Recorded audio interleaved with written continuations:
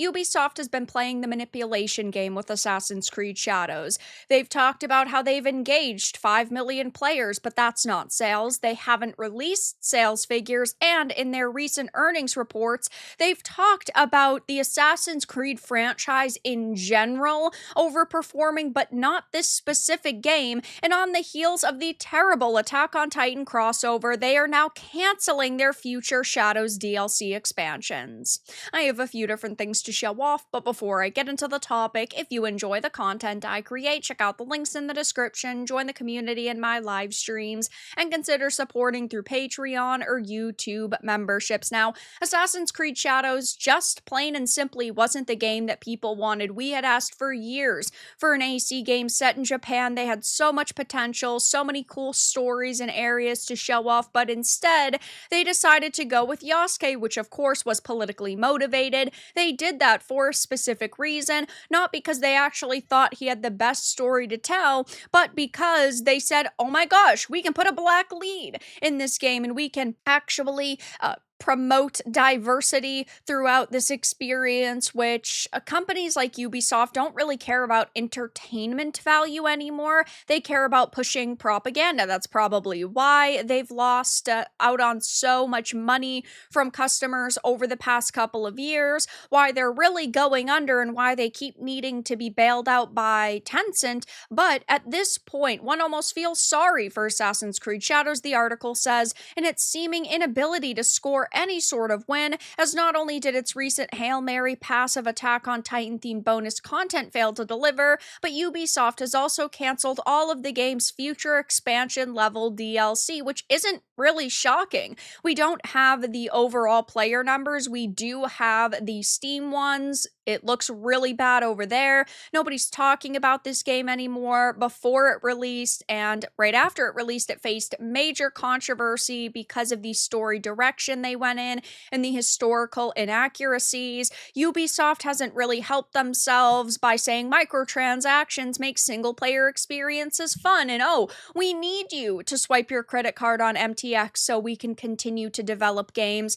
And they recently refused to give updated sales numbers, which just screams that they are in the hole with this title. They don't know what to do, they didn't know how to save it, and now they're just dropping it like a rock. So released on November 26th, the new Attack on Titan quest sees Yasuke and Noe, both of whom receive new costumes modeled after the Titan's exposed musculature and the Survey Corps military uniform respectively, tasked with entering into the Crystal Cave, itself reminiscent of the underground chapel where Eren Yeager meets his final fate, and investigating reports of a mysterious new bio-experiment that threatens the whole of Japan, which unsurprisingly turns out to be a Titan. Unfortunately, that description is about as cool as the entire DLC gets, as the quest's very basic traversal sections ultimately culminate in the player having to run away from the Titan instead of actually getting to fight it before revealing that the aforementioned costumes, while freely available while doing the AOT missions, must be purchased separately for use in the main game. And to top all of that off, it seemed very rushed, very unpolished. The graphics were abysmal. It just didn't seem like they put a whole lot of thought into this. I personally think they made deals for crossovers for something like X-Defiant, but because that died so quickly, they had to decide on what game to put crossovers in, and it just happened to be Assassin's Creed Shadows because it doesn't make sense really in any way, shape, or form otherwise. The hits don't stop there for Shadows, as though its previously released Claws of Awaji expansion was billed as the game's first. A November 26th interview with the noted video game content creator Jor Raptor saw the game's associate director break the news that said DLC would actually be its one and only of its size. Asked by his host as to whether that's still happening, a second DLC on the same level,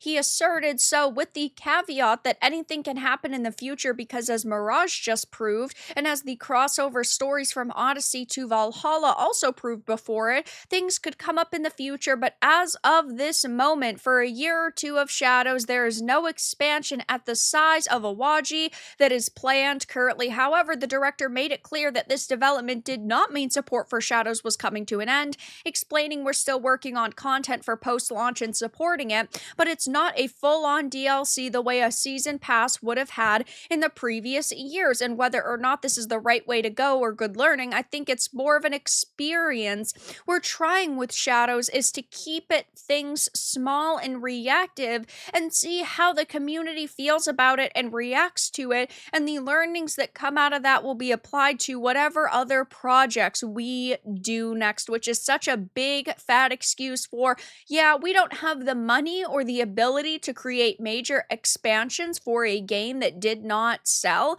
so we have to say, oh, we have more small content planned and other pieces of content that we will release eventually, but it really just boils down to the fact that they don't have the money because the game didn't meet their financial expectations. And this is where the manipulation really comes in. You can't trust companies, you can't trust journalists, you can't trust basically anybody in this industry, because this is just a big fat PR interview, because he wouldn't sit down and actually have an interview with somebody who would ask him legitimately tough questions.